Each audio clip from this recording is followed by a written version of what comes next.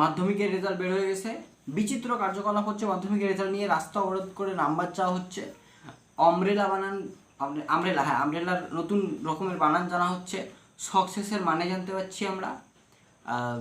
বন্ধু ডাকছে, আমি আসি নাই, বন্ধুর সাথে বসে বসে আন্দোলন করছি, এটাও দেখা যাচ্ছে। তারপর আমার মেয়ে বাংলায় মেসেজ করে না, ইংরেজিতে মেসেজ করে। অন্যর মেয়ে বাংলায় মেসেজ করার জন্য সে ইংরেজিতে নম্বর বেশি পেতে পারে না। হোয়াট আ লজিক ভাই, অদ্ভুত অদ্ভুত কথাবার্তা। তো এরকমই এক পাবলিকের সাথে আমার কথা হলো, মানে আমার পাড়ারই সেই ব্যক্তি, সেও এই আন্দোলনে সমর্থন করেন এবং তিনি 11-এ পড়েন, আগের বছরে পাস আউট। সে বলছে এটা তাদের ধারণাটা এরকম, মানে কেন এত ক্যাচার, এত মূর্খের মতো আচরণ কেন হচ্ছে, সেটা আমি খানিকটা বুঝলাম। সেটা হচ্ছে ওরা মনে করে যে বোর্ড এক্সামের যে পেপারটা চেক হয় সেটা স্কুলের টিচারাই চেক করেন এবং ওর স্কুলের টিচারাই চেক করেন। এটা যে অন্য কারো হাতে পড়বে, কার হাতে পড়বে, কে চেক করবে, কার জন্য নাম্বার কম আসবে, এই ধারণাটাই ওদের নাই। ইনফ্যাক্ট ওদের মধ্যে কয়েকজন এটাও মনে করে যে পলিটিক্যালি যারা বিভিন্ন পার্টির সাথে যুক্ত, কারেন্ট রুলিং পার্টির সাথে যারা যেই ছেলেমেয়েদের গার্জিয়ানরা রুলিং পার্টির লোকের সাথে যুক্ত, তাদেরকে পাস করানো হচ্ছে কম নাম্বার সত্ত্বে, এবং যারা বিরোধী পার্টির অথবা কোনো পার্টি করে না, নিরপেক্ষ মানুষ, তাদেরকে ফেল করানো হচ্ছে। এই রকম ধারণা পোষণ করেন তারা মাধ্যমিকের এই স্টুডেন্টগুলোর। পার্সোনালি কথা বলে জানতে পারলাম এইগুলা ভাবে ভাই।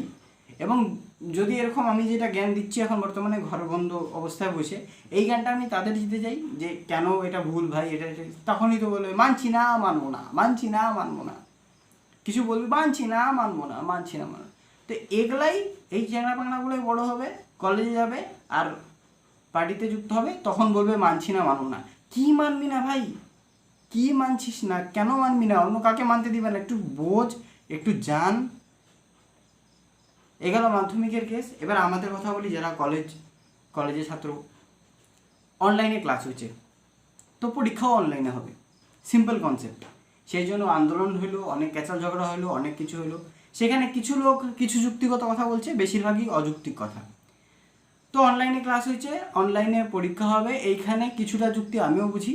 কিন্তু কিন্তু ঘটনা হচ্ছে যে মেন যেই গণ্ডগোলীয় ব্যাপারটা হচ্ছে সেটা হচ্ছে আমাদের অন্য ব্যাচের যে স্টুডেন্টরা, অন্য ব্যাচের যে আমাদের জুনিয়র স্টুডেন্টরা বা সিনিয়ররা, তারা অনেক ফ্যাসিলিটি পেয়ে গেছে বা পাবে, যেটা আমাদের ব্যাচের এই লকডাউন ডিউরিং সিচুয়েশানে হয় নাই।